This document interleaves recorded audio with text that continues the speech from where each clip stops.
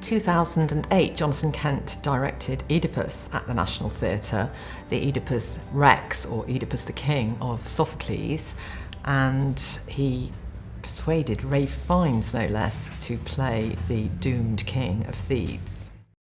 The set for the Oedipus was one of its strongest features, and it was designed by Paul Brown, who had previously worked very many times with Jonathan Kent at the Almeida Theatre, and particularly specialised in designing for operas, and that's very important with this production, which had a very operatic musical dimension. The set design was, to my mind, an absolute masterstroke, because it managed not only to get over the idea of Greek tragedy and antiquity, but also some of the more metaphysical, religious and ethical messages of the play. It was, of course, designed for the Olivier Theatre, which is a wonderful space in itself, modelled on one of the best surviving ancient Greek theatres, that at Epidaurus in the Peloponnese in Greece.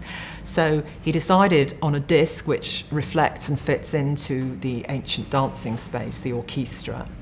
But it revolves on its axis like this, and that allowed all sorts of different actions to take place. For example, during one of the more intimate encounters between Jocasta and Oedipus, her son and her lover husband, they sat up to the left on the seats over here. And of course, when Oedipus came out, having blinded himself at the end, he comes out through double doors. The base was raked, which the slope, slightly domed, but it was also slightly tilted. It's not at 180 degrees, it's slightly tilted, which meant all the time, all the actors were slightly struggling to keep their balance, only imperceptibly at times, but just enough to get you very much the idea of the tragic world that's out of joint or out of kilter.